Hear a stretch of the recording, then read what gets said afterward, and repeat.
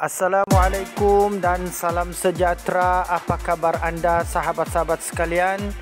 Pertemuan kita kali ini, satu lagi perkongsian akan saya kongsikan kepada anda, iaitu berkenaan dengan panduan pengisian borang keberhasilan tahun 2021. Ia adalah berkaitan dengan penilaian bersepadu Pegawai Perkhidmatan Pendidikan atau PBPPP tahun ini, iaitu tahun 2021. Baiklah rakan-rakan semua, sebagai permulaannya saya ingin membawa saudara dan saudari semua melayari laman portal Kementerian Pendidikan Malaysia atau KPM, di mana pengumuman tentang panduan pengisian borang keberhasilan ini dimuat naik. Okey, kita klik bahagian lain-lain pengumuman ini seperti yang saya tunjukkan. Okey, kemudian kita scroll ke bawah. Kita cari pengumuman yang berkaitan dengan pengisian borang keberhasilan. Saya klik yang kedua ini untuk mencari pengumuman di dalam ruangan ini. Okey, di sini pengumuman yang berkaitan ialah penetapan sasaran keberhasilan penilaian bersepadu Pegawai Perkhidmatan Pendidikan 2021 yang bertarikh 17 Februari 2021. Okey, saya klik pengumuman ini dan kita akan dibawa ke halaman seperti ini ya, iaitu penerangan secara ringkas berkenaan dengan sasaran keberhasilan.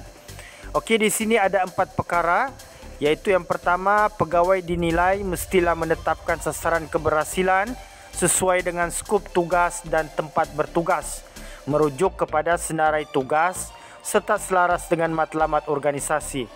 Manakala perkara yang kedua ialah bilangan, bidang, tugas dan sasaran keberhasilan serta nilai ukuran hendaklah sesuai mengikut kemampuan dan kebuli capaian. Manakala yang ketiga, penyataan sasaran keberhasilan iaitu hasil kerja utama pegawai yang dinilai boleh diukur dan memberi impak kepada klien. Manakala perkara yang keempat iaitu penulisan penyataan sasaran keberhasilan tidak melibatkan kerja rutin yang berbentuk proses tanpa ada keberhasilan. Baiklah rakan-rakan semua. Okey, berdasarkan kepada penerangan ini terdapat 4 kaedah penulisan, iaitu yang pertama, penggunaan kata kerja menggunakan perkataan yang bersifat perbuatan seperti memastikan, mencapai, melaksana, mengemaskini, mengurangkan, mengurus, merancang, menyelia, memperaku, menjalankan dan seumpama dengannya. Perkara yang kedua dalam kaedah penulisan ini ialah penyataan ukuran, iaitu nilai yang digunakan untuk mengukur sasaran keberhasilan seperti kuantiti, kualiti, kos dan masa. Manakala perkara yang ketiga iaitu tujuan sasaran. Ia berkenaan tujuan sesuatu sasaran keberhasilan adalah bagi memperlihatkan hasrat atau matlamat penerangan terhadap hasil kerja. Dan kaedah penulisan yang keempat iaitu peringkat sasaran. Pada peringkat ini tahap peringkat penglibatan yang akan dicapai.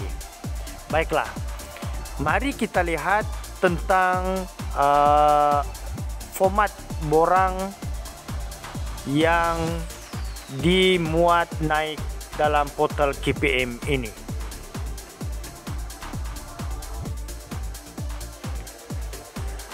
Okey, ini ialah borang penilaian bersepadu Pegawai Perkhidmatan Pendidikan, borang keberhasilan. Okey, borang ini dibuat atau dibangunkan secara autokira, iaitu borang ini sistemnya ialah bila kita isi, dia akan kira secara automatik di bahagian ini. Ya, okey. Di bahagian atas tahun kita boleh masukkan di sini tahun 2021 Kemudian kita masukkan nama pegawai yang dinilai, nombor kad pengenalan, jawatan, grade jawatan dan juga tempat bertugas. Okey. Di sini ada beberapa kolom, iaitu yang pertama bidang tugas, fungsi, accountability. Ini nanti kita akan lihat bagaimana panduan mengisi bahagian ini. Kemudian kolom yang kedua bilangan. Kolom yang ketiga sasaran keberhasilan. Dan kolom yang keempat pencapaian semasa penilaian pertama. Kemudian penilaian pertama berapa peratus, status sasaran. Kemudian pencapaian semasa penilaian akhir, ini peringkat kedua lah pengisian borang keberhasilan ini. Penilaian akhir dan catatan. Di ruangan status sasaran ini ada empat cara kita boleh isi, iaitu seperti yang ada diterangkan di bahagian ini. Kekal, maksudnya ialah kita lihat. Okey, apa maksud kekal itu? Jika sasaran keberhasilan dikekalkan. Pindah, jika sasaran keberhasilan dipindah. Gugur, jika sasaran keberhasilan digugur. Dan tambah jika sasaran keberhasilan ditambah. Di ruangan ini status sasaran. Kalau kita klik di sini, kita akan dapat yang anak panah bawah ni. Bila kita klik, kita akan dapat 4 perkara yang saya sebutkan tadi: kekal, pindah, gugur dan tambah. Kita boleh, kalau kita klik kekal, dia akan masuk kekal lah di sini. Okey. Alright, ini ialah borang keberhasilan yang perlu kita isi lah. Okey, bilangan sasaran yang dinilai ini auto. Apabila kita isi ruangan penilaian pertama ini secara auto, di sini dia akan kira. Misalnya jika saya masukkan di sini 60%. Okey. Jika saya klik di sini, ruangan ini akan berubah. Bilangan sasaran yang dinilai 1. Jumlah markah 60, purata pencapaian 60, skor adalah 3. Okey, begitulah seterusnya jika bidang-bidang tugas yang kita isi sebelah ini. Kita akan isi bilangan dia berapa dan kita masukkan penilaian pertama di sini, penilaian semasa dan penilaian pertama di sini, dia akan auto kira lah bahagian ini. Okey, yang terakhir di bawah ini ialah tanda tangan dan tarik. Okey, pegawai penilai pertama, pegawai penilai kedua dan pegawai yang dinilai. Okey, untuk itu setakat itu sahaja yang tentang borang penilaian bersepadu pegawai perkhidmatan borang keberhasilan tahun 2021 ni. Sekarang saya bawakan tuan-tuan dan sahabat-sahabat semua tentang panduan pengisian borang ini.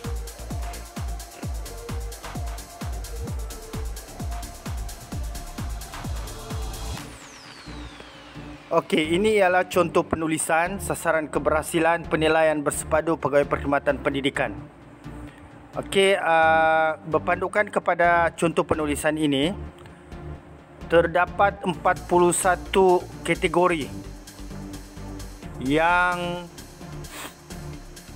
diberikan contoh penulisan sasaran keberhasilan. Kategori yang pertama, pengetua guru besar. Kedua, penolong kanan pentadbiran, penolong kanan wal murid, penolong kanan kokurikulum, penolong kanan tingkatan 6, penolong kanan program pendidikan khas integrasi PPKI, guru akademik biasa. Okey, sehinggalah kepada kategori yang ke-41, iaitu ketua jabatan IPJK. Okey, IPJK. Okey. Untuk perkongsian kita kali ini, mari kita lihat yang kategori 7 ini, iaitu guru akademik biasa. Bagaimana contoh atau kaedah penulisan keberhasilan bagi guru akademik biasa. Okey, mari kita lihat nombor 7 ni. Okey, ini ialah contoh penulisan sasaran keberhasilan bagi guru akademik aliran perdana. Okey, bagi bidang, kolom bidang, bilangan dan sasaran keberhasilan. Kolom-kolom ini terdapat dalam borang keberhasilan yang saya tunjukkan tadi. Yang ini ya. Okey, di kawasan inilah. Okey, di bawah bidang tugas, fungsi atau accountability. Jadi kalau berpandukan kepada contoh ini, bidang pengajaran dan pembelajaran. Okey. Kalau kita boleh tap di sini PDP. Oh, bukan di kawasan tua, sorry. Di bawah bidang tugas ini PDP. Okey. Bilangan 1. Bidang tugas kita yang berkaitan dengan kurikulum, berkaitan dengan pengajaran dan pembelajaran. Okey, bilangan 1. Okey. Berpandukan contoh ini, dia bagi contoh di sini, memastikan 7 daripada 23 murid 4 Bestari 2 mendapat grade B dalam mata pelajaran matematik pada peperiksaan akhir tahun. Okey. Kalau sahabat-sahabat, rakan-rakan semua perhatikan, sasaran keberhasilan kita menggunakan perkataan memastikan. Okey, memastikan. Seperti yang diterangkan dalam portal Kementerian Pendidikan yang kita bincang di awal video ini, iaitu kita mesti menggunakan kata kerja. Memastikan, ada yang saya terangkan di awal tadi itulah. Salah satunya ialah memastikan, menggunakan perkataan memastikan. Okey, ini adalah contohnya. Jadi kita boleh ubah 7 daripada 23 murid 4 Bestari. Jadi berapa sasaran kita? Okey, daripada jumlah murid kita dan kelas apa kita ajar, serta apa mata pelajaran yang kita ajar di kelas berkenaan. Okey, ini kita boleh copy dan paste di ruangan borang keberhasilan kita tadi. Sama ada kita pindah ke sini, pindah terus, dan kemudian kita edit ataupun kita edit sedialah terpulang kepada kita. Okey. Dia akan jadi seperti beginilah. Memastikan 7 daripada 23. Okey. Ini kita boleh pindahlah. Kita boleh edit dia. 7 mungkin kita 10. 23 mungkin murid kita 35 orang. Murid 4 mungkin tahun 5. Mungkin bukan Bestari 2 tapi mungkin 5 cerdik.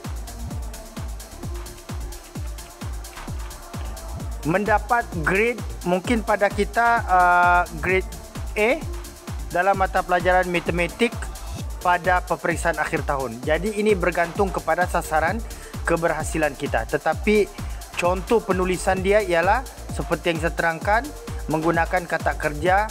Dalam konteks ini, dalam contoh ini kita menggunakan perkataan memastikan. Okey. Kita boleh masuk ke bilangan yang kedua. Berpandukan contoh ini, memastikan 20 orang daripada 23 murid 4 Bestari lulus dalam mata pelajaran matematik pada akhir peperiksaan akhir tahun. Kalau sahabat-sahabat perhatikan, pada awalnya ini adalah bilangan yang kita target, murid kita yang kita anggap sebagai cemerlang lah, grade B atau grade A. Kemudian yang kedua, memastikan berapa jumlah murid kita yang kita sasarkan akan lulus dalam peperiksaan akhir tahun bagi mata pelajaran matematik. Okey, kita boleh copy dan kita juga paste di ruangan ini, sasaran keberhasilan, dan kemudian kita editlah mengikut kesesuaian kita. Okey, dia akan jadi seperti inilah. Jadi kita edit di sini pun boleh, atau kita edit sedia, kita tulis di bahagian ruangan ini pun boleh. Bergantung kepada kemahuan kita. Jadi kemudian bilangan ini akan bertambah mengikut tugas dan juga sasaran kita terhadap sasaran keberhasilan yang kita buat berdasarkan pada bidang tugas kita di bawah kurikulum atau berkaitan dengan PDP. Okey. Begitu juga dengan tugas-tugas lain. Misalnya kita sebagai setiausaha disiplin. Okey. Kita boleh masukkan setiausaha disiplin ini di bahagian tugas kita tadi, di bahagian bidang tugas kita, katakan di sini. Okey. SU disiplin. Okey, SU disiplin. Dan untuk bilangan ini kita mengikut bilangan lah. Kita tidak buat mengikut bidang. Katakanlah PDP 1 2, setiausaha disiplin 1 pula di sini. Tidak, kita terus isi di sini sebagai nombor 3. Kemudian barulah kita masukkan sasaran keberhasilan kita di sini. Ada diterangkan contohnya seperti ini: mencapai pengurangan 10% kes kesalahan berat murid berbanding tahun 2019 atau 2020. Begitu juga tugas lain seperti sukan kecemerlangan, jurulatih olahraga sekolah, guru kadet polis, guru rumah sukan, guru penyelar lestari, jawatan kuasa kecemerlangan akademik, jawatan kuasa pelaksana kelas abad ke-21, penyelaras latihan kebakaran, ketua panitia dan sebagainya. Apa-apa tugas selain daripada PDP yang kita pikul atau diamanahkan kepada kita di sekolah. Jadi kita boleh masukkan di sini, dan sasaran keberhasilan kita boleh masukkan di ruangan di bawah ini. Okey, rakan-rakan semua, begitulah seterusnya pengisian mengenai borang keberhasilan tahun 2021 bagi kolom bidang tugas dan juga sasaran keberhasilan kita. Okey. Itu sahaja perkongsian kita pada kali ini. Semoga bermanfaat, dan untuk memudahkan rakan-rakan semua, di bawah video ini saya akan sertakan link untuk panduan contoh penulisan ini, contoh penulisan keberhasilan. Saya akan sertakan di bawah, dan juga link bagi borang keberhasilan tahun 2021. Sampai berjumpa lagi di lain masa. Sambutlah salam hormat. Assalamualaikum warahmatullahi wabarakatuh.